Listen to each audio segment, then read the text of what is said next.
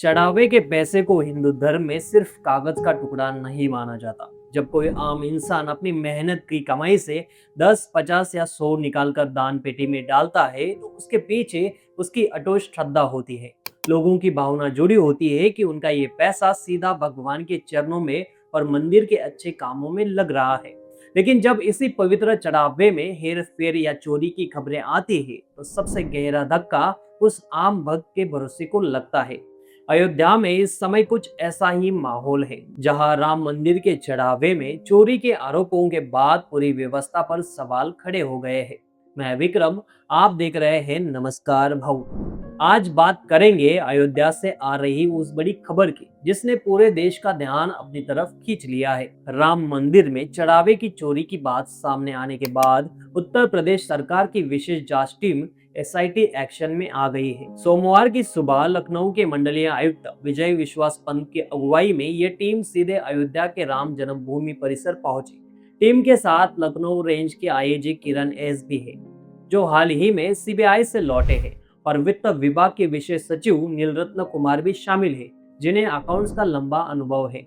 SIT ने सबसे पहले काउंटिंग रूम का जिम्मा संभाला, जहां दान पेटियों से निकालकर पैसे गिने जाते हैं। जांच टीम ने राम मंदिर ट्रस्ट से उन सभी कर्मचारियों की पूरी लिस्ट नाम और पते के साथ मांग ली है, जो पिछले कुछ सालों में नोटों की गिनती के काम में तैनात रहे हैं।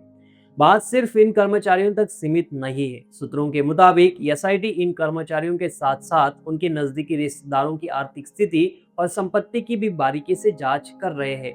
देखा यह जा रहा है कि मंदिर परिसर में नौकरी मिलने के बाद इन परिवारों की माली हालात में अचानक कोई बड़ा उछाल तो नहीं आया।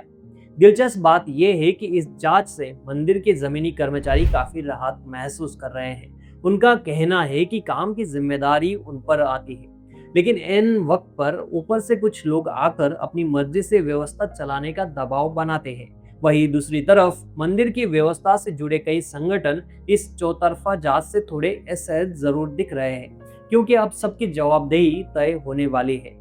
अयोध्या और राम मंदिर के फंड को लेकर ये कोई पहला विवाद नहीं है। अगर हम थोड़ा पीछे जाए तो इस पूरे आंदोलन और निर्माण के सफर में पैसों के लेन देन को लेकर कई तरह के दावे, आरोप प्रत्यारोप सामने आते रहे हैं। राम जन्मभूमि विवाद में सबसे पुराने पक्षकारों में से एक निर्मोही अखाड़े ने बहुत पहले विश्व हिंदू परिषद पर गंभीर आरोप लगाए थे। अखाड़े का दावा था कि 1980 और 1990 के दशक में जब पूरे देश और दुनिया से राम शिला पूजन के नाम पर ईंटें और करोड़ों रुपयों का चंदा इकट्ठा किया गया था, उसका कोई साफ हिसाब किताब सार्वजनिक नहीं है। हालांकि बीएचपी हमेशा इन आरोपों को खारिज करती आ रही है और उनका कहना है कि 1964 के संगठन की शुरुआत से लेकर अब तक उनके पास एक एक पैसे का ऑडिट रिकॉर्ड मौजूद है।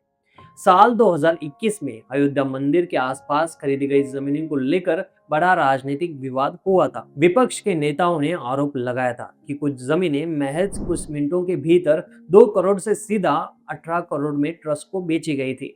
जब ट्रस्ट ने सफाई दी कि पुरानी कीमतों और मौजूद बाजार भाव के अंतर की वजह से ऐसा हुआ था। इसके अलावा एक स्थानीय पुजारी द्वारा कथित तौर पर फर्जी दस्तावेज बनाकर मंदिर को जमीन बेचने का मामला भी सामने आया था, जिसमें एफआईआर दर्ज हुई थी। अभी हाल ही में जब मंदिर का उद्घाटन हुआ तब कुछ साइबर ठगों ने मंदिर के नाम पर फर्जी वेबसाइट बना ली थी। देश विदेश में भक्तों को मुफ्त में राम मंदिर का प्रसाद घर भेजने के नाम पर करोड़ों रुपए ठगी की गई थी, जिसके बाद में अयोध्या की साइबर पुलिस ने पकड़ा था। इन तमाम पुराने मामलों के बीच अब सीधे मंदिर के भीतर से चढ़ावे की चोरी का यह नया मामला सामने आया है। हालांकि ट्रस्ट के महासचिव चंपत राय और अन्य अधिकारियों का हमेशा यही कहना रहा है कि मंदिर का पूरा खाता पूरी तरह पारदर्शी है और नियमित रूप से इसका इंटरनल ऑडिट होता है। इस पूरे मामले में अब राजनीतिक रूप भी ले लिया है। अयोध्या के स्थानीय सांसद अवधेश प्रसाद ने इस जांच को राज्य सरकार की एसआईटी के बजाय सुप्रीम कोर्ट की निगरानी में कराने की मांग की है, क्योंकि उन्हें सरकारी कमेटी पर पूरा भरोसा नहीं है। ही पूर्व सांसद विनायक कटियार ने इसे बेहद गंभीर मामला बताते हुए कहा है कि जो भी इसमें शामिल है वो बहुत जल्द जेल की सलाखों के पीछे होंगे। इस पूरी कवायद का सीधा असर मंदिर की साख और आम भक्तों के भरोसे पर पड़ता दिख रहा है।